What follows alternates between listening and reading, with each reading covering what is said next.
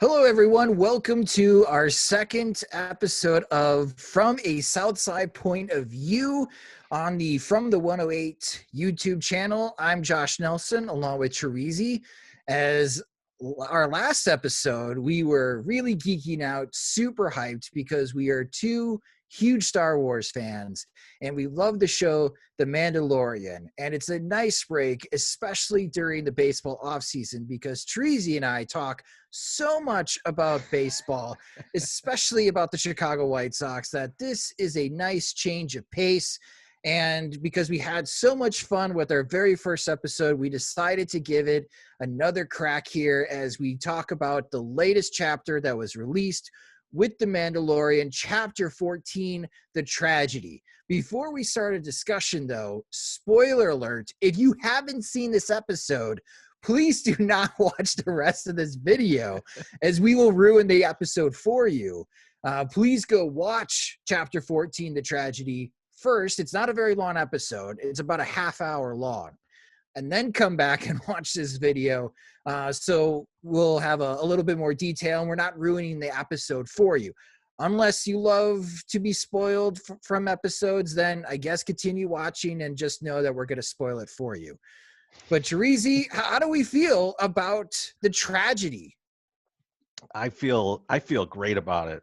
You feel great about tragedies. Okay. In this case, yes. You need this. You like, it wouldn't make sense if they were able to protect him. If the small group that was there was able to protect him from Moff Gideon and basically an army, right? Mm-hmm. And now a droid army, as we see, which is even more exciting. Just kind of like he's realized at some point that he is the Empire remnant, and there's just not enough people to go around to really bring back the Empire in the state that it was. If he's going to do this, or if he's even going to occupy some small area, he's got to do some different stuff. And seeing that come to fruition in this was really good. And he's now an extremely formidable opponent to everybody else in the show. And I think it showed he's a lot more dangerous than kind of like the first season. Like, he had like the small battalion, and and they shot him down, and he should be dead. This time you don't really see an easy way to defeat him, or even any way to defeat him. And I think that makes for great, like, Star Wars content. It really does. That's what we love, as far as, especially with Darth Vader, right? Like, how does Luke Skywalker defeat Darth Vader and the Empire? Just such a formidable foe. Sometimes it just seems like they're never going to win, and you get that sinking feeling, but they find a way. And that's why we always keep coming back to Star Wars. And from my perspective, I am Ron Burgundy from Anchorman, trapped inside of a phone booth. The bad man took him away, Terezi. The bad man took him away. Moff Gideon didn't punt Grogu, but it felt like it. But yes, that is the big takeaway. And after watching this episode, it's like, I need the other two episodes right now. I need to know how this ends, because Grogu is in trouble, and I want to know how Grogu gets out of this, if he gets out of it. And now I'm scared, and you see the smirk from Moff Gideon looking at Grogu, who's force choking the two stormtroopers. Kind of really feeds into what we talked about last week, Terezi, one of your theories about Darth Grogu. And I wonder in that moment, and that's why I took this capture from the show of Moff Gideon with his smirk, that this is the direction that Gideon wants from Grogu, is to be able to feed into the fear and use the dark powers of the Force. Yeah, I think there, there's the kind of idea of, he wants him to be a donor of blood, right, for the midichlorians or whatever it may be. By the way, I hate all of that, but but like, it's the like M count. Yeah, there's he has a blood disease, that's why he has superpowers. But the what I liked is that, like, there's that thought in everybody's mind, because you saw the labs and everything, that you're kind of like, okay, his idea is he's going to get some of this blood, he's going to transfuse it into some other person, or he's going to transfuse it into himself, or whatever he's going to do with it. um but in this moment, you kind of see this look on his face, like, you know this little thing might be my Darth Vader. Mhm. If we can mold it into, like, a machine of hate, we can have something that can help us be more powerful. And to my earlier point, like, there's he doesn't have enough resources to really do anything other than cause some damage in these small territories. Might be a really good tool to have in your arsenal. It really could. So that was the bad side as far as watching this episode, and just the emotional drag that the Grogu gets kidnapped by Moff Gideon and is traveling in hyperspace to some unknown destination. We don't know where they're going. But the good news of this episode, and everything, what everyone's talking about that has seen the episode so far, Boba Fett is back, bitches. That's Yes. right. And in a big way, I think after watching as far as chapter 9, which was the first episode of season 2, at the very end, after they beat the giant worm, I'm sorry, the dragon, the tremor, really. I The mean, if you've seen tremor. the movie Tremors, that was Star Wars Tremors, the very first episode of season 2. But at the end, we all assumed that that was Boba Fett. You're on Tatooine. That's Boba Fett. He's got the acid scars on his face. What's going to happen? And Boba Fett tracks as far as Din down, and is back. And how do you feel about Boba Fett now returning, in some way, returning to his form? And this is the most we've ever seen of Boba Fett since Return of the Jedi. Yeah, so let me touch on something really quick, because I think if you've really only, you know taken in the movies, um, it might be a little confusing as to how the hell Boba Fett is alive, because you definitely saw him get thrown into the Sarlacc pit and start to be consumed for many, many years. And I think, in the book, um, they make it a little, in the aftermath books, they make it a little clearer that, like, this is Boba Fett's armor that Cobb Vanth is finding, and that it's acid pocked, and, like, it must have come from somewhere disgusting or whatever. And then in the show, they allude to the fact that if you have this kind of armor on, you can go inside a beast that spews acid Mm-hmm. and then emerge using your jetpack and flying out, and you're going to be okay. And really setting up, like, Boba Fett is still alive. And so it was less surprising, I think, that he was alive. And when you saw Slave One in the picture, you're just like, oh yes. Um, I do have a question about Slave One, though, because, like, Josh, you've seen this in multiple movies now. I've always thought of it as a spacecraft that does not hold a lot of people. No. Boba and Jango are probably the only two people I've ever really seen in it together. Um, are they gonna, like, Doctor Who TARDIS this thing, and, like, there's plenty of room for all three of them getting in it on the way out? Like, Someone I'm. is sitting on someone's lap. That's what's happening. I don't know how far they got to go, but someone is sitting on someone's lap. But yeah, it's just so Boba's back, and I honestly, like, in the movies, even in the books, and I'm not a big consumer of the comics, so I don't know a lot about what's in the comics, mainly because they kind of are wishy-washy on how much of that's canon, and they're willing to wash over those things and forget about them. So I don't consume as much of that as maybe I should. Um, but he hasn't really done anything. Like, he's not that great in any of the movies, and, like, but he's an iconic character, and, like, it was awesome to see what Boba Fett can do, right? Like, they have him as a kid, growing up in the bounty hunting world and the thievery world in I think in the Clone Wars mostly, and he's doing some stuff, and you could see that he's got some bit of talent to him. But like seeing him in this episode, you're just like, yes, that's the guy that everyone's been talking about for 30 years about being so badass. He's finally badass. Yeah, almost 40 years, right? Mm-hmm. Since we saw him in Empire Strikes Back, no disintegration. And I agree with you. And there's a lot of people that are saying, well, this is really heavy on the fan service. But listen, if you're going to bring back Boba Fett, you got to go all the way, right? You can't go halfway. You can't tease us at the end of episode 1 that, ooh, is that Boba Fett? Did he survive?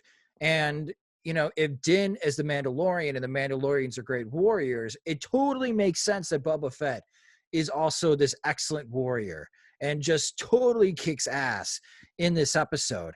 But it's who travels with Boba Fett that is very interesting. And in this episode, we get an answer to a question that stemmed from the very first season, Chapter 5, The Gunslinger, in which Fennec, the sharpshooter assassin, a very fun episode that Din is helping this newbie bounty hunter try to track down Fennec and either capture her or kill her.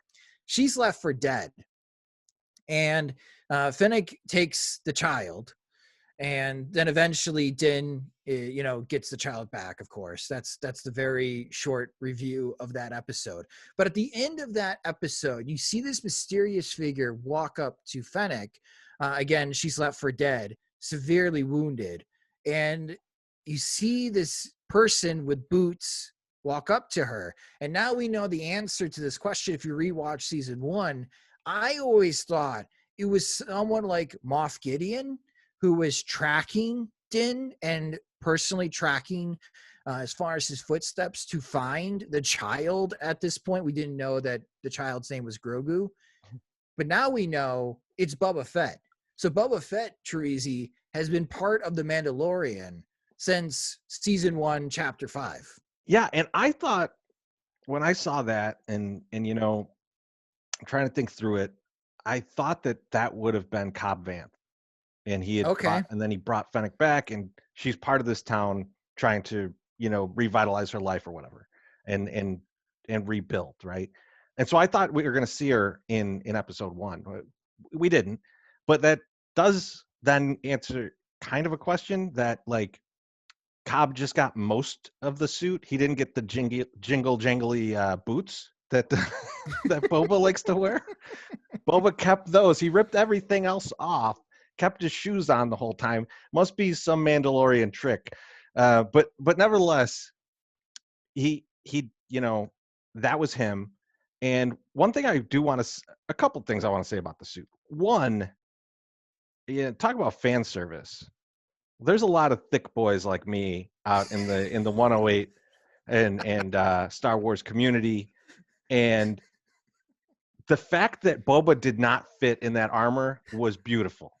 Like the stills of him, it's kind of busting out of the seams. I love that, because it would have been stupid if it fit him, right? Because like he's obviously way older and bigger, and like if that would have fit him perfectly, you would have been like, what? How did that work? But they let it, just be like, he tried to fit on the husky boy size, and he's bigger than that now, and so that was one thing. But the other thing, I think everyone had to think this, like, you tracked down Din to get this armor. Why didn't you just go take it from Cobb Vanth? Like, you were there, and he's obviously not as tough as Din. You waited for this. It's very strange. They will probably throw some reason in later for it. And then the only other thing I want to mention is I heard someone else say this, and I thought it was hilarious, so I'm going to bring it up. Why did they give Fennec a steampunk stomach to like, couldn't they have just shown a wound? Yeah. No, she's got the Luke Skywalker hand, right? Yeah. When they open it up and all the the robotics, and yeah, she's got. So I guess how much is robotic then? Just the stomach? I don't I don't know. I don't know what's going on there, but like it's one of those things where I'm like, I like all of those pieces right there that I just mentioned, I'm just gonna accept it. Like I like the rest of everything else was so damn good. All I'm gonna do is make a joke about it and I'm gonna move on from it. It's not gonna stop my enjoyment of this one bit. So Boba Fett again has been part of this story now since chapter 5 of the first season. So a little bit of a tease. So great job, Jon Favreau and Dave Filoni. And then more of a tease, a very direct tease after the first episode of season 2. And of course, he comes into full force. And again, Fennec is alive. And now Fennec has her life isn't dead to Boba Fett. And wherever Boba Fett goes, she will also tag along. So you have one of the most notorious bounty hunters of all time in Boba Fett, and one of the best assassins ever in Fennec teamed up. This is a very lethal pairing. And do you like this part of the story, Chirizi, with Fennec coming back? I love it, mainly because I just love the actor. I love the character that they've developed here. I think it's a really great kind of kind of player in this whole uh, kind of scenario, right? Of like someone who can do this specific thing so well, Mm-hmm. being paired up with these Mandalorians that can do all these other things extremely well. It's becoming more and more of this like crazy team of degenerates basically. But the thing about Fennec and Boba is I I don't trust either one of them. Like they're they're not trustworthy people, even though they're like, hey, we gave you our word, we're gonna go help you get the kid. Like I don't know, why, what what in their past gives you any inkling that they're going to be trustworthy and that they're going to be people that you want on your side? Like they're helpful for sure if they truly are on your side, but man, if I could think of any two that'll just turn on you in a blink of an eye, these two are on the list. It could be, yeah. But Bubba got what he wanted, and that's the armor. And I don't know, with him proving to Din that he's actually a Mandalorian, which is the end of the episode, Yeah. that uh, Jango Fett, his father, was a foundling, and bringing up the family tree on the wristband. How helpful is that? Where's my family tree? Uh, I don't know if there's a part of Bubba to prove that he is Mandalorian and he should be considered a Mandalorian, even though he has said in the episode at the beginning, when he does arrive, that he serves no one. Right. Fennec, when it comes to life debts, though, in Star Wars, it's really hard in Star Wars to go back on that, right? I just feel like I don't think she's going to double cross Boba Fett. So if there's going to be any double crossing, it's going to be Boba Fett double crossing Din. Yeah, possibly. I mean, like also like, you know, the life debts that you've seen in Star Wars, a lot of them are not like terrible people, right? Like, I mean, terrible characters for sure. Jar Jar Binks, life debt to Qui-Gon. Uh, sure, I don't like the character, but you also don't get the impression that he's a bad guy, even though Reddit may tell you otherwise. But Darth Jar Jar, yeah, yes. or like Chewbacca having a life debt to Han. Like those Mm-hmm. things are kind of like, those are good characters. You have faith in them. There's integrity there. Fennec Shand, we only know like of a couple things there, that she was a mercenary, there was a bounty on her, and she was more than willing to shoot Grogu in the face if if Din didn't hand over the armor. So I don't know. I don't get the feeling of like, yeah, this is a person I can trust. That is true. She would have only done it though if Bubba Fett gave her the command to do it. Sure, but at the same time, I mean, like, it's still the act. Like, whoever's calling the shot doesn't matter that much. So what you're saying is that we have to leave room for the possibility that in the upcoming episodes, and there's 2 episodes left of this season, that Fennec, if given the opportunity to break this debt and be completely free again, that we have to leave that up, the opportunity available to see if she would double cross Boba Fett and Din. Oh yeah, I mean, there's room for, and we'll get into this a little bit later. There's room for enough double crosses for this to be like a Guy Ritchie movie. Like, I mean, like, just everybody backstabbing everybody. Well, So we like, did see that in The Last Jedi with Benicio del Toro's right, character. right, and I mean, and similar rhetoric around all of these people. Like, you know, like, I serve no one. There's not real sides. You know, like that kind of thing is rampant in the people that we're dealing with in these episodes. Yeah. Another example, if you saw the Solo movie, Beckett, Woody Harrelson's character, double crosses Han Solo, it seems like all the time. Han double crosses Beckett. There's a lot of double crossing in that movie. Yeah. So there are examples of this in Star Wars. So, okay, I will leave the opportunity for me to watch Fennec possibly double cross Boba Fett and Din. I am in the boat that I don't think it's going to happen. But I will leave the door open for the possibility, Treasy, that she could double cross. But she's alive. She's alive. And she kicks ass in this episode as well. The fighting and her single-handedly taking on the stormtroopers is awesome. And speaking as far as this episode and all of the action scenes, we got to talk about who directed this episode. Man. Complete shock. If you watched our previous episode, we told you that Jon Favreau was going to be directing it. And all of the resources, IMDb, Wikipedia, the Star Wars fan boards, they all said that Jon Favreau was scheduled to be the director. And then maybe another, not as big, but a big shocker of this episode is to see at the end credits, directed by Robert Rodriguez. And now rewatching that episode, it's just like adds more to the badass. And he was such a great pick because I love all the movies that he's done, Treasy. I feel like he's one of the best action directors today in Hollywood.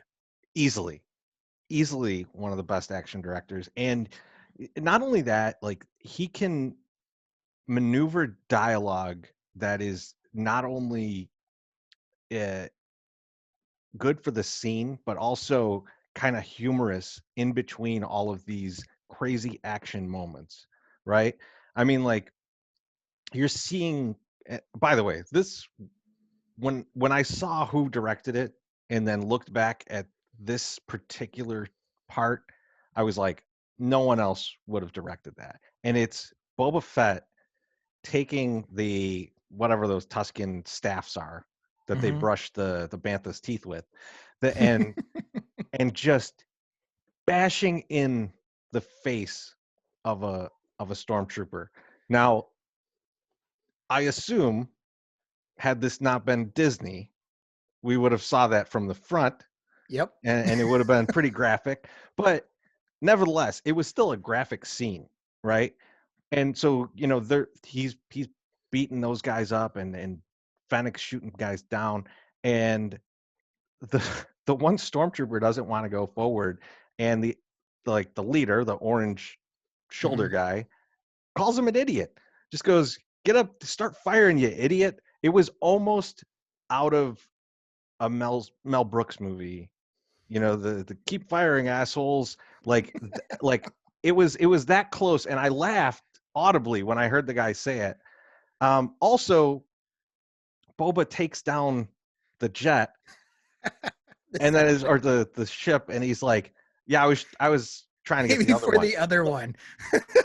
Like, that is those great, like, Robert Rodriguez moments. Like, you see it a lot in, I think one of the ones he does it the best in is Planet Terror, but also like Dusk Till Dawn is full of them.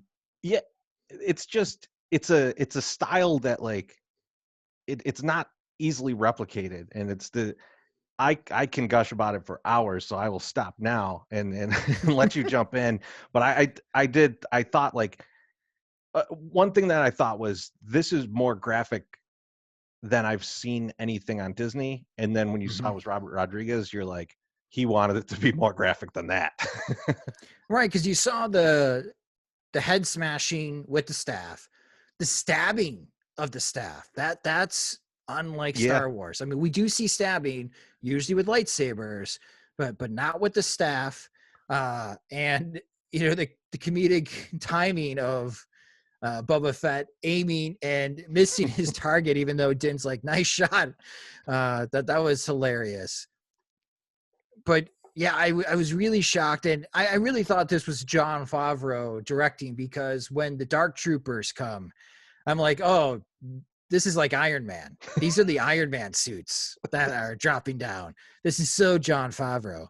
But no, it's Robert Rodriguez, and I don't know if that's just kind of something that a little play or a little ploy to his boss, to recognition of, yeah, I'm going to make these guys like Iron Man. They're just going to fly down, and then they're going to take off and fly up to the ship. I But I thought he did an excellent job. And you know, going back again, if you're going to bring Boba Fett back, and if you want to display just how great of a warrior Boba Fett still is, even, you know, climbing out of Sarlacc pit, and can't imagine how much acid was on him, and then losing his suit and his identity, but to come back and demonstrate just how great of a warrior that Boba Fett is. And we really didn't know, watching Empire Strikes Back and Return of the Jedi. We didn't see that part of Boba Fett. I can't think of anyone better to direct those scenes than Robert Rodriguez. And it was an excellent choice by Jon Favreau. Oh yeah. I mean, who else is gonna go, you know what? I've been watching Star Wars all my life, and I always thought that Boba Fett should have missiles that fire out of his knee. Like That was so awesome. And then they yeah. start running And everyone away. well, wouldn't you like who wouldn't run from guy who has knee missiles? Like, I mean, like obviously you're gonna run away from that guy. I thought that was incredible. Like it's the little details like that that are just like, man, Robert Rodriguez really put his touch on this, you know, and I loved it. Like, I'm sure, like, if it would have been non-Disney, who knows where those missiles would have came from, but we got the knee missile instead, and I liked it just fine. The crotch missiles, Yes, crotch rockets. I'm thinking of, and you know, this goes perfect talking to you, but because of the socks machine, but the sex machine in Dusk Till Dawn, he has the gun there. Oh, you know, it does make me wonder, since you brought Robert Rodriguez into the fold to direct an episode of The Mandalorian, is Quentin Tarantino next? Oh I mean, man. Tarantino has directed television episodes. I think he's done a CSI episode. And I mean, if you're going to bring in Robert Rodriguez into the Star Wars lore, maybe give Tarantino an episode of a future episode season of The Mandalorian, or maybe one of the upcoming Star Wars shows that they're going to be doing for Disney Plus. I mean, could you imagine the last episode coming to a conclusion that, like, you believe it's coming to a conclusion, and then there's the Ahsoka situation at the very end? I'd be all over that. They're just like, we just cut into, oh, we're gonna go way back into the middle of it, and we're just gonna see what Ahsoka was doing right after Din left. I'm all for it. Get Tarantino in there. I'm game. Yeah, but I after this episode, there's a part of me that's like, I can't wait to see the next episode Robert Rodriguez directs, and I do hope that he gets another shot with The Mandalorian, because he did a terrific job, especially for the episodes that you know that there's going to be a lot of conflict, a lot of action. Bryce Dallas Howard, I have to say, in the episode before the Jedi, the one with Bo-Katan, I thought Bryce Dallas Howard did an excellent job, Yeah. especially the fighting scenes of The Mandalorian. The episode where they're in the shrimp swamp, in the forest world, where we first meet Cara Dune and the fighting off the AT-AT Walker. Yeah. That was pretty good. But I thought the episode with Bo-Katan and the Mandalorians and Sasha Banks, that was really well done by Bryce Dallas Howard. But as far as action scenes go, this was one of the best of the Mandalorian so far, and that's saying a lot because the action scenes have been pretty terrific so far. Yeah. But I hope Robert Rodriguez gets another episode soon. Yeah, I look forward to him on the gallery episodes. Like if Ooh, I good hope they call. have him for that. I also want to see if they use the same hand mechanics for the dark troopers that they used with K2SO, because they seemed very like realistic hand movements, and I know they had developed something specifically for that. So I want to see if they use that same thing over again. So while Fennec, Boba Fett, and Din are fighting off the stormtroopers, Grogu is on the Seething Stone and taps into his old Jedi training, as they really didn't know what to do when they got to the rock. And I don't blame them. It's kind of like Stonehenge as far as this place, and there's just a rock in the middle. But as soon as Grogu starts meditating, and again, we talked about this at our last episode, there's a lot. Grogu's very strong with the Force, and just tapping into it creates this force field almost that Din can't break through to grab Grogu to escape.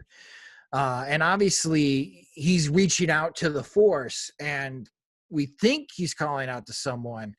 So I pose this question: who heard Grogu's call? Because we really don't know from this episode.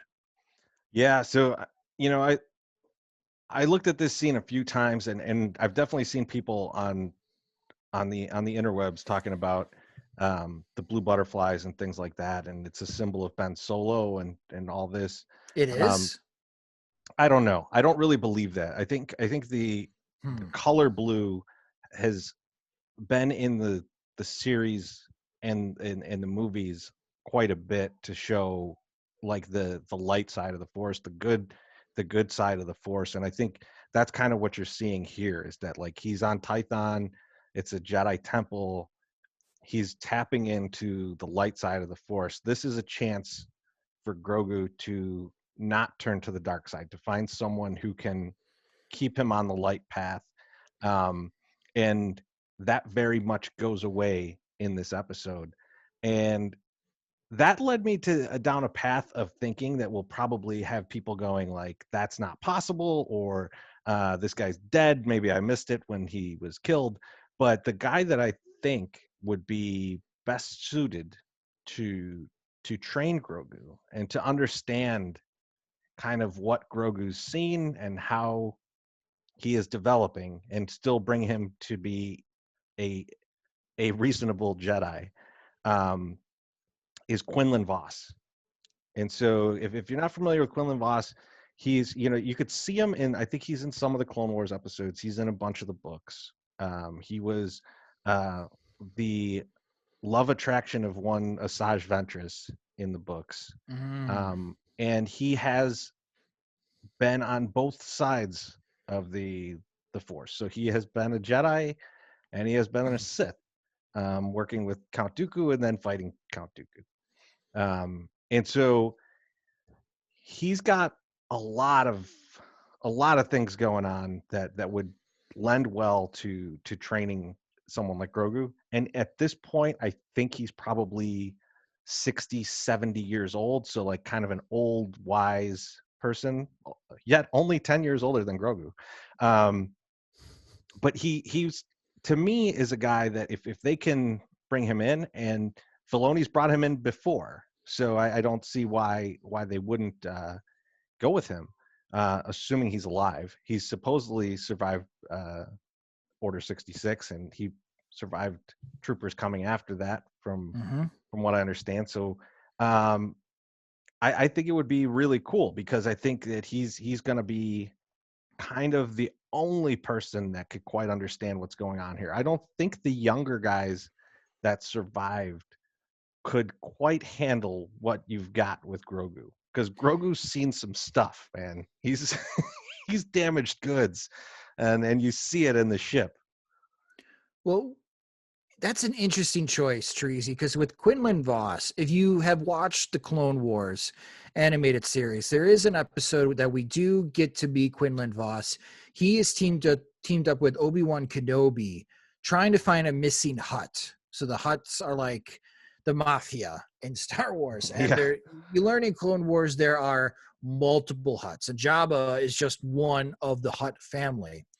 And was it Nero Hut? Zero? Zero Hut? Zero, I Zero. think. Yeah. Yeah. Zero Hut that they were trying to track down. And Quinlan Voss can, I don't know how you want to, he's like kind of a ranger Jedi, but I think his they call it psychometry, which I'm psychometry. pretty sure is a made up word. But if he finds your tracks, he can use the force to like go into that memory of what happened in this scene by reaching out through the force and this particular track. Like that's how special he is connected to the force. And if you do bring Quinlan Voss into the fold because he has the ability to capture memories, if he's the one that answers Grogu's call, can he help Grogu piece together the memory of what happened when he got saved from the Jedi Temple on Coruscant to where Din finds him? Yeah. And I think that's really interesting. I And feel it like does bring another Jedi from canon, from the Clone Wars, someone that Dave Filoni, with permission from George Lucas, created, and bring another Jedi into the fold that a lot of people who didn't watch Clone Wars they're not familiar with. I've not seen Grogu in a different outfit, so it's possible that getting a hold of that outfit for Quinlan, that he would be able to see kind of everything that outfit interpreted throughout this time, which is probably horrifying. I mean, like that's why I'm so intrigued by the idea of Grogu going to the dark side, because he's he's seen immeasurable terror for a child. So Right. and that's kind of like what happened to Quinlan, right? Like Quinlan's parents were murdered, and through his Jedi talent, his psychometry, he saw that, and that brought him close to the dark side throughout like his entire existence. And so I think he's well suited to help Grogu. No, I love that pick. And it'd be awesome if that does come to fruition. I still think, I bring up Cal again. He is from the Fallen Order, the video game, but I still think it's going to be Ezra. I think it's going to be Ezra that hears Grogu's call. Now it may take a long time wherever Ezra is, and I don't know when Ezra is going to return Grogu's call. But I imagine somebody heard or somebody felt something. I even wonder if Ahsoka felt something Right. with Grogu's call, because that's just the force power that we haven't seen in any of the shows or any previous material Star Wars before this chapter of The Mandalorian, where you are so connected to the force and the force is so strong that you have created a force field around yourself Right. that Din could not break through. And I do wonder if a stormtrooper did fire a shot at Grogu on the stone, if the shot would even go through. I'm sure it would be deflected. Oh yeah. And It feels like and it we would have shot right back at him. exactly, and we see more of Grogu's forced power later in the episode, which brings us to the next slide. But this is something that I think is a lingering question after this episode, because we do not know. There's no clues or no hints of who heard Grogu's call. I guess before going into the next topic here, I we only spoke about Jedis. Any other Sith or dark side Force users that possibly heard Grogu? Yeah, but real quick, I love the Ezra pick. I think that's again someone who's flirted with the dark side, right? Like he's experienced the manipulation of Darth Maul, and Grogu is gonna be on a similar path, I think. And So we Ezra have to, is a good and pick. you mentioned Darth Maul, and every time we mention Darth Maul, you have to watch Clone Wars and you have to watch Star Wars Rebels. If you Yes. are asking yourself, what Darth Maul? I thought he was chopped in half after episode 1. You need to watch Clone Wars and you need to watch Rebels. Okay, continue. I'm sorry. And no, that's a good point, because I should have mentioned it earlier that if Darth Maul can get chopped in half and the Emperor could get thrown down that tunnel, then maybe Boba Fett could get out of that Sarlacc pit. But Yeah. uh, but so the thing that's interesting here is that, like, we don't know what Sith are really around at this point. There's not, there was the Inquisitors that were around in Rebels, and I'm not sure we saw them all. There's some that may be still around. I know there's one in the video game with Cal, right? I mean, that's one Mm-hmm. of the There's a couple. okay, so yeah, so there's definitely some of them around. So some of the Inquisitors are around. I I mean, I think if you're sending out a beacon like this, the force sensitive of the universe are gonna be able to figure it out or be able to hear it. And Mm-hmm. so it's interesting to me if any of them will come calling. Will someone like that show up? And how convincing can they be, especially to someone like Din who knows nothing? Like, Right. Din knows nothing about this. He's now with Boba Fett, who would have firsthand knowledge of all this. But even then, like, how easily will they be fooled by a dark side user? And so Right. it's very possible that there's a new bad coming into this, which I'm all for. Get as many bad characters as possible. I love it. Yeah, because if a dark force user pops a red lightsaber on, what's Din gonna say? Oh, you're a bad guy? No, Din's like, are you a Jedi? Yes. Oh, well, here you go. Oh, that was easy. Thank you. And just walks off screen. You're right. Din's not gonna know because the only Jedi that he's ever met is Ahsoka. And in Star Wars lore, we know who's Sith and who's Jedi by the color of their lightsabers, right? Right. The only one that he's ever met is Ahsoka, and her lightsabers are pearl. So Yeah, and like you wouldn't know. and like it's not like, because we're watching this as an audience of a show and of movies, and they make the bad guys look a little bit different to make them more ominous. But like, if you look at all the weird ass people and creatures that Din encounters, like, is someone who's going to be like a little more pale than the next guy going to be like, oh, well, he must be a bad guy? Like, he's not Right. going to know. No, you're right. Definitely not going to know. But again, we'll find out. I'm sure we will find out in the next 2 episodes, maybe in the season finale, who hears Grogu's call. Uh, so back to Boba Fett.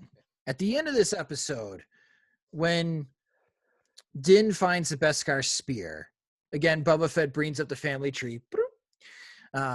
And you texted me this question, and this is great general Star Wars conversation question, especially for Star Wars nerds. After watching this episode and realizing that Jango Fett was a foundling like Din, and Boba Fett is the son of Jango, and Boba Fett has yet to tell Din that he's a clone, but regardless, uh, one would think that would be an important fact, but clearly is not. How do we feel about Mace Windu chopping Jango Fett's head off after watching this episode? Yeah, I mean, like, I found it kind of funny because they're obviously retconning this, right? Like, there was they have they have gone through great lengths to say, like, nope, those guys just had the armor. They were not Mandalorian. There's episodes of the Clone War where they're like, nope, they're not Mandalorians. And now they're kind of like towing this line of like, well, they were, Django's a foundling, so these Mandalorians in the upper crust were like, they're no Mandalorians. They're BS Mandalorian. Right. And so they're going with that, but nevertheless, so you're putting Django in a similar situation as Din, and we're all with Din. We're all like, oh yeah, he doesn't know any better. He's part of this cult basically that are the Mandalorians, and he's a bounty hunter to try and bring wealth to his starving people. And you put Jango into that, and then you don't feel quite as good about him getting his head lopped off by Mace Windu. Right.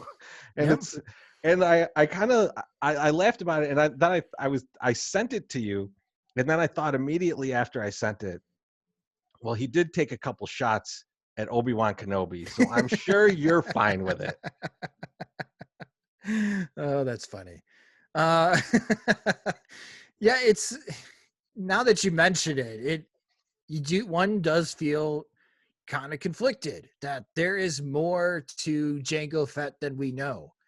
I think if they wanted to do a mini series, The Mandalorian Civil War would be fantastic. It'd be very Game of Thrones. And if you love that conflict of these warring parties all aiming for the throne, but you don't know who to root for, right? They all have their pluses and their positives and negatives. But they're all fighting for the throne of Mandalore, and the Darksaber is part of that fight.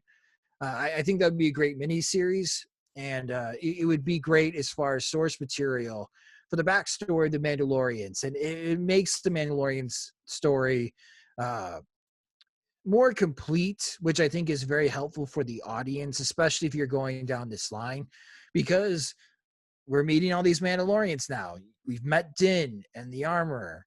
We've met Boba Fett. We met Bo-Katan. They're all from different clans of Mandalore. I am assuming at some point we're going to meet Sabine Wren. And she is a different type of Mandalorian as well.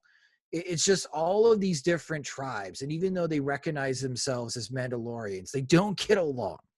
Not all the time. So, but I think that's what makes them so fascinating, so interesting, that you don't know what you're going to get based on the Mandalorian that you meet. But this is, after watching this episode now, you bring up a good point. Like, how do we feel that Mace Windu totally decapitated Jango Fett in episode 2? And I think my answer is, this is the best of Star Wars in the red box, excluding episode 2. I should have cut that out in the timeline. But from Clone Wars to where we are now is the best of Star Wars. And the Mandalorian story really wasn't vetted out until the Clone Wars.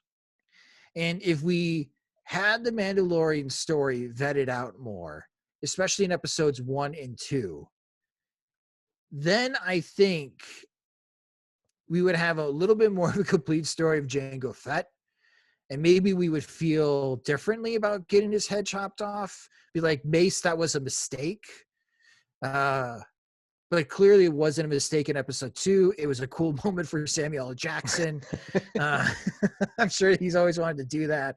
And then, yeah. But now after this episode, it's cool to know a little bit more about Jango Fett, because he's obviously plays such a huge part in the Star Wars universe, being the guy that is cloned to make the clone army.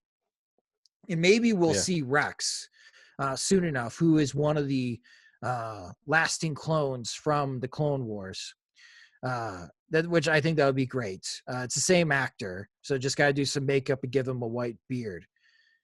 But yeah, I guess I feel indifferent, Chirizi. To answer your question, I still feel indifferent, but I can understand where one now looks at that scene and be like, you pretty much cut Din's head off. Yeah, because I mean, I think you see a lot of the bad things that he did, but you got to assume that Din did equally bad things along the way. It's not like this was the first time that his conscience was tested in the whole time that he was bounty hunting, right? I don't know. I like this box that you've put around here, because I agree wholeheartedly with this, and I think you could cut it right in the middle of episode 2. I'll take the last 30 minutes of that, and we can have like Yoda lightsaber fight, and then fighting those big monsters on what a Geonosis. I'll take that, and then we'll go right into Clone Wars. But yeah, the rest, And if you ship off what you got shipped off, midichlorian's gone too, which is nice. That is true. I do think it's important in episode 2 to see just how strong Count Dooku is, Yeah, because that plays a big factor in the Clone Wars. yeah, that's true. And you know, I there's been that rumor out there too. We talked about this a little over text. Like the the the magistrate of that town was from Dathomir, and if you saw, you know, Dooku and their interactions, that you know that is also a powerful place, and that could Mhm. come into play too. I mean, there's a lot of angles here. There's a lot of bad guys to be had. I'm very excited about it. Yeah. And also for those looking ahead, the Obi-Wan Kenobi show, which has been announced that they're going to start shooting soon. Still don't know what that story is going to be. It's going to be along the same timeline as the Solo movie was, which is after episode 3. So when that series comes out, we're going back in time before Rebels. It'll be in between Clone Wars and Rebels, and we'll see how they connect the two. Obviously, it's going to be Kenobi on Tatooine babysitting Luke Skywalker from a distance. But we'll see what adventures good old Ben Kenobi gets himself into. But that's why I bring up this timeline, because when we have hypothetical questions like that, like how do we feel now? We learned about this information from previous. I put it in this red box and say, this is the best of the Star Wars content. This is the shows and the movies that were thought through the most as far as details and connections. If you're not in the red box, it wasn't well thought out. That's how I feel. Now, at the end of this episode, while Grogu is force choking 2 stormtroopers at the same time, which is awesome. Just an awesome visual. This little kid is just dominating 2 stormtroopers using the force. Gets very sleepy when Grogu has to use the force in a really strong way. And we've seen that through all the episodes of The Mandalorian. But we do get the shot of the dark saber that Goff turns on, and Grogu's reaching out for it, and that's kind of interesting, because one would think you're gonna cut your little finger off, I do but like that Gideon says you might put my eye out with that. I like that the way that he went with that. yeah, maybe foreshadowing. There are force users like Ahsoka that have used the force to break lightsabers that way, by reaching out and like almost grabbing it or pushing it back into the holster, and then thus the lightsaber breaks. So I didn't know if that's what Grogu was trying to do, but after this episode, what do we think Moff's plan is for Grogu? Because I'm still unclear, except for the fact that maybe he needs all of the blood from Grogu to make his devious plan work, whatever that devious plan is. Yeah, I think to me, and I touched on it a little earlier, but I'll go on a little bit deeper now.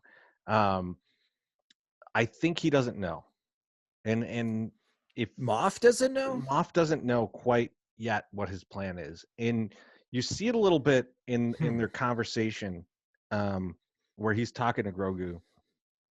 It's similar to Esposito's character in Breaking Bad when he has um, Heisenberg over for dinner, and he's making him dinner, and it's very polite, and there's definitely a kind of feeling out of like, what do I have here? How can do I have to like kill this guy? Do I have to mold him into what I want? Like, what are my options here? And he's definitely in a similar fashion here, kind of talking to Grogu nicely, being very cutesy with him, but very much feeling out the situation, very much kind of thinking, is this just a donor? Is this just someone I'm going to take the blood from and try and do this nefarious plan with whatever I'm trying to do here to, Mhm. I know there's rumors of this is how they create Snoke, and you know, Gideon wants this blood for himself because he's already slightly force sensitive, and this will enhance it. Like, there's all these different theories out there, but I think at the end of the day, Gideon still doesn't quite know what he has. He knows more about it than Din knows, but he Right. really doesn't quite understand this. He doesn't understand what's going on here. He probably knows Darth Vader.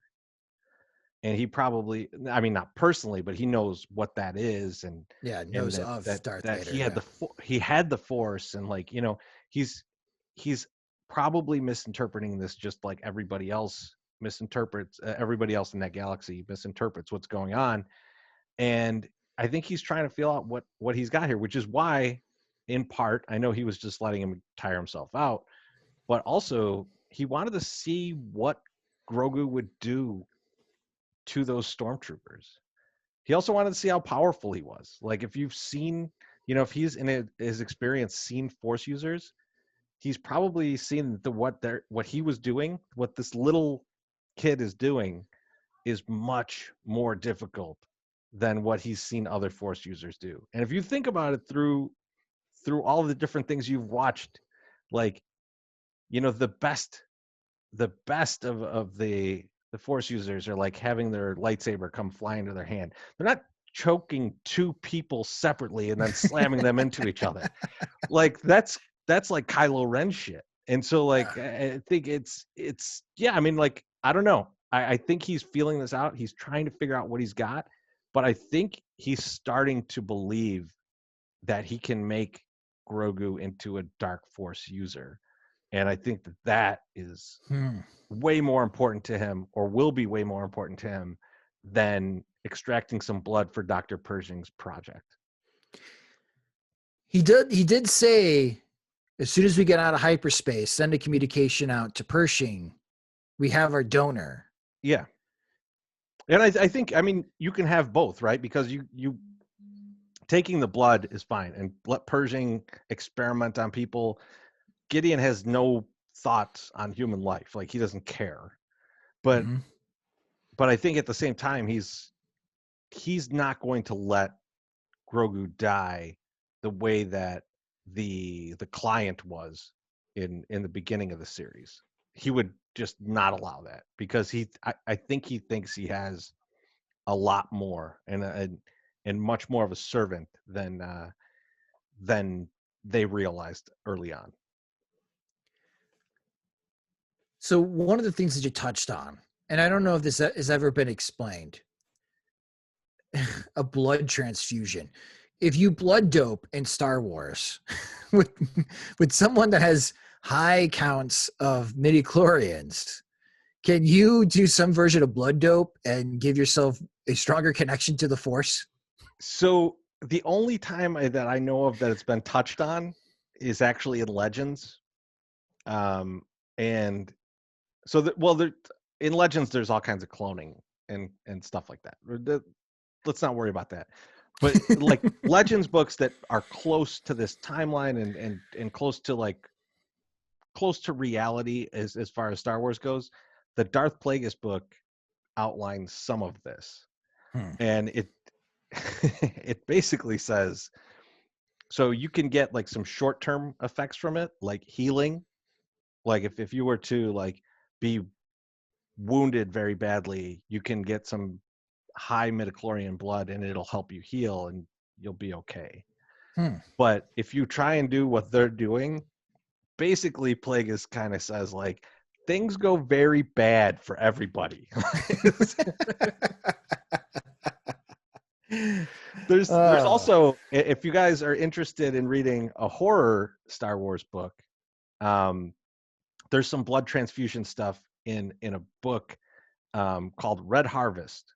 If you like zombie stuff and Star Wars stuff, read that book. It is not canon. this is this is not something that is actually part of the Star Wars galaxy, but I will tell you, it will not disappoint you. It's a recommendation from our buddy Kier, and like, man, I loved it. I could not get enough of it, and it's on Audible. so you could just listen to it if you want. It's great. That's awesome. Okay, so we're saying that blood doping could work, but it could have disastrous side effects Yes. in the Star Wars universe. So we'll see. We'll see on what the plan is. I still think I could. Plan A is still trying to extract the rest of the blood from Grogu. But you do make a good point, Cherizi. And the more that I think about it, maybe I side more with you, is that that's the command that he gave right before he entered the room and saw Grogu force choking 2 stormtroopers. And maybe he'll change his mind. But if he decides to change his mind, is that going to upset somebody else? Is that going to upset a master that he serves? We'll find out. And that's what's awesome. We still don't know who that is, because Yeah, we don't. We could make the assumption that it's Thrawn, because Thrawn's been mentioned, and in the Empire he would have outranked him. But I feel like Moff Gideon just kind of gave himself all kinds of ranks and a new cape and and a Darth Vader chest plate and like all the fixings that he wanted, and is now representing the Empire. I have no idea who he's like, who's his boss, or is there a boss, or is this just his own thing? That is, to me, one of the biggest questions that we have left here is like, is Gideon calling the shots, or is someone above him calling the shots? And is Thrawn even involved in what he's doing, or are they on separate tangents? Right. So it brings us, so again, Grogu is on Moff Gideon's ship. They have jumped hyperspace. We don't know where they're going. So Din needs help. And he goes to Cara Dune. And he is now building his Suicide Squad to go hunt down Moff Gideon and get Grogu back. And we already know for sure from this episode that Boba Fett and Fennec are part of Din's Suicide Squad. And he goes to now Republic Marshal Cara Dune, interesting, to find where Bill Burr's character is at. Now, I don't remember Bill Burr's character's name in the episode from last year. I believe it's Mayfeld or Mayfield. I can't remember. It's one of those two. But okay, Mayfield. And Mayfield, very handy sharpshooter, terrific with a blaster, gets suckered into being thrown into prison. So Din can escape. Still alive because Din smartly left the tracker at the space station as he flew away and the X-Wings came and blew it up. It's a very fun episode in season 1. And we're going to have another jailbreak episode, another heist episode in the next chapter, chapter 15 of The Mandalorian. So I assume that Bill Burr's character, Mayfield, is going to be part of the Suicide Squad to track down Moff Gideon's ship. But who else could we see that's part of this team for Din to go get Grogu back? Yeah, I mean, like, obviously you start to think about the other Mandalorians, right? So Bo-Katan, I think if I'm thinking about it the way that it'll probably go, he knows certain people and he knows where to find them. And so he's going to try and get Mayfield because he knows he's ex-Empire and he can help track the ship. Mm-hmm. I did hear a rumor that they think the ball that that was on the command stick is actually the tracker, and that it looked a little bit different in this episode than it had previously. So Din will have that with him, and so it's possible that Bill Burr will somehow detect that he has it and say, "This is the thing that tracked you. We can track them back through this. It'll be stupid, but it'll work." And but I think the other thing is that he'll try and find Ahsoka, and I think when he describes who he's going after, it will be at least apparent to Ahsoka that Bo-Katan is very apt to find Moff Gideon, and Din won't know anything about the Darksaber or why that's important, but that is why Bo-Katan wants to find him. So I see Bo being part of this. I don't see Ahsoka being part of this. Okay.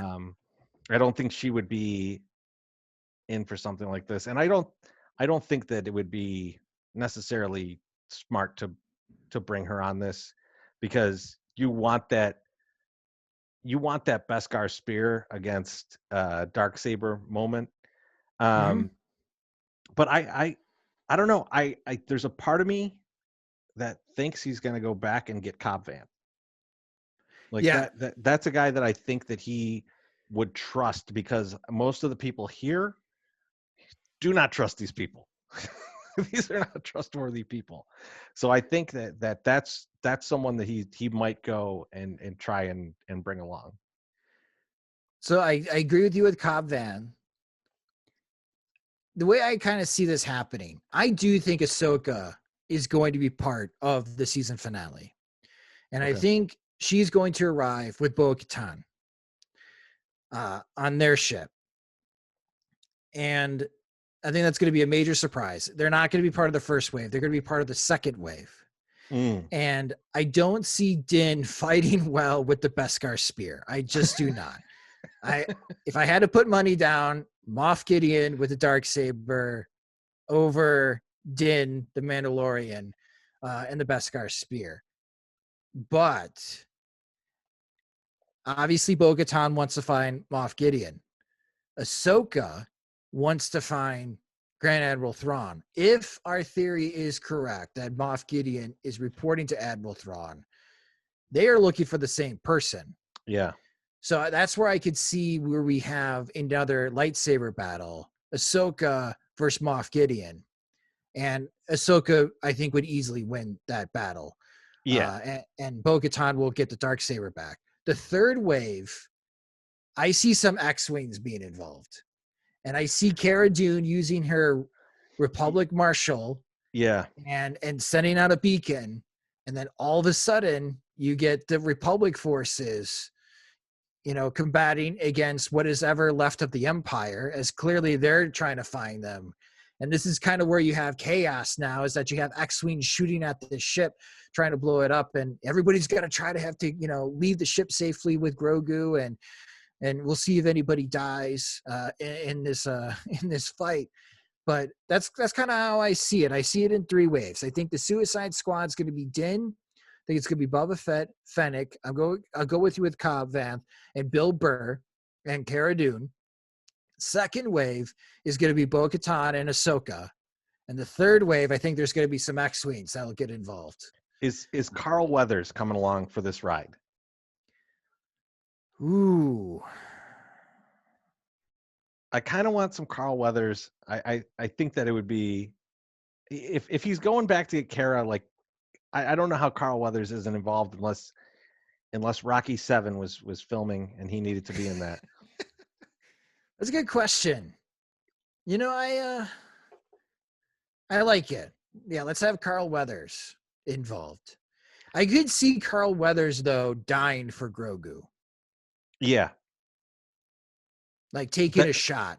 There's another life debt situation, right? Like Grogu saved his life on Navarro, and now he's going to give it for Grogu. And then ask him to do his magic hand wavy thing, and he's just gonna die. Yeah, and that'll be sad. But that's kind of how I see it. So Din Suicide Squad, I don't think I'll count Ahsoka and Bo-Katan as part of his Suicide Squad. I think they save his butt. But as far as the Suicide Squad, yeah, I'm going to go with Boba Fett, Fennec, Mayfield, and Cara Dune, and Carl Weathers, Apollo Creed. That'll be the Suicide Squad to go save Grogu. I like it. I'm in for that. I think, yeah, I do think though that I agree. They're going to come in waves, because there's going to be another one of those moments where they're trapped and there's nothing that they can do, and then someone's going to show up. Mm-hmm. Not IG-11 this time, but someone else. Right. It's like, Moff Gideon, someone has just came out of hyperspace. And And it's That's where I Dave. think it'd be like that. That's where it'll be like Bo-Katan. And then the last one is Dave Filoni comes out of hyperspace with Yep. The with X-Wing squad. yeah, those two guys just show up and they start blowing shit up. I love it. Yep. Start fending off some TIE fighters. Again, we got a whole nother episode though, because next week we got to break out Bill Burr. Be very fun times. And it'll be interesting to see. I could just see it be like, why in the hell would I help you? And that's going to be a fascinating dilemma for Din and the Mandalorian. If you want someone to double cross Din, that's the guy. Mayfield 100% Treasy would double cross Din.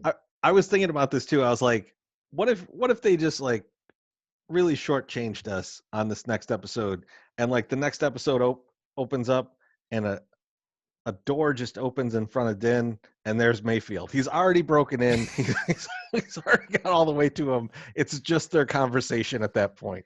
Like, I mean, like, I don't think they'll go as far as to like just those two will be together, and then it'll be like, thanks for breaking me out, dude. But I think that they could do something if they really have a lot to fit in these two episodes. I feel like the jailbreak might be quick.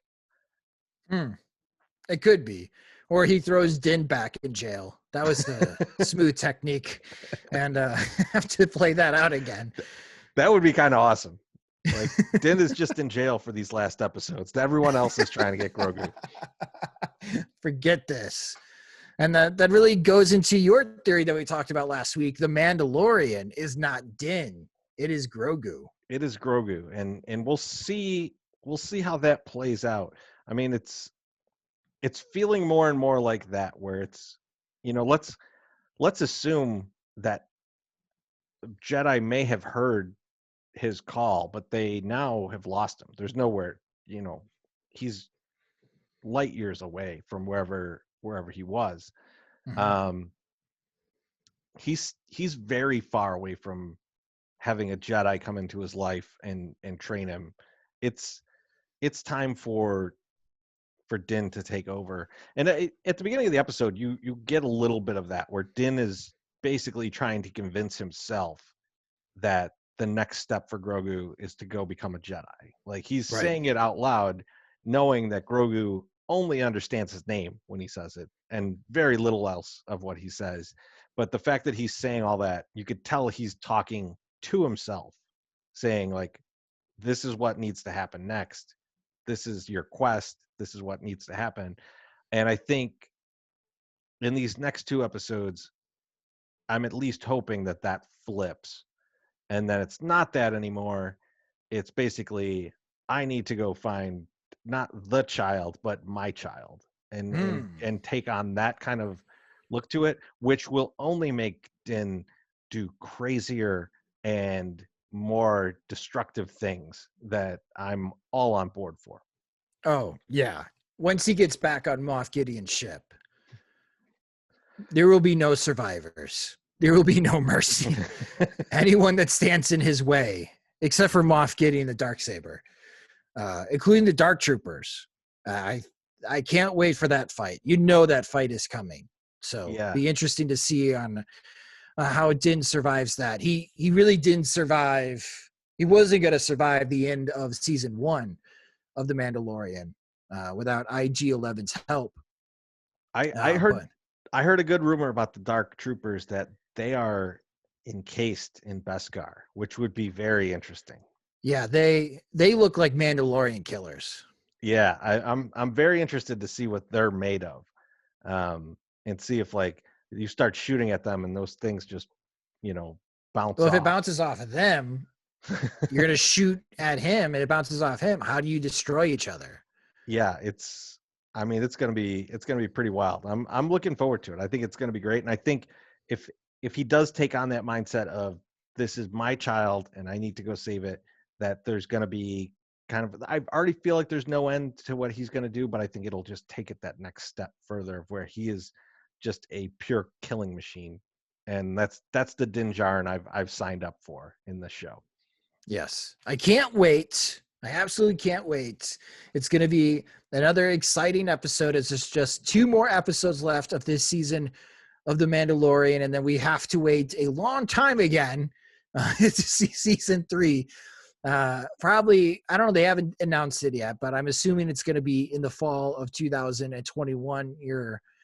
Again, they're shooting the Obi-Wan Kenobi show. You're hoping that they're going to be shooting the next season of The Mandalorian. Season 3 has already been confirmed. So we know that Din's going to survive, maybe, unless, again, Grogu is the Mandalorian of the Mandalorian. Be very fascinating. But again, we're super excited. We're very hyped. This was another terrific episode of The Mandalorian, and we thank you so much for taking the time in watching this episode and geeking out with us as far as when it comes to Star Wars content and The Mandalorian, and can't wait to see you guys next week. Alongside Cherizi, I'm Josh. May the Force be with you.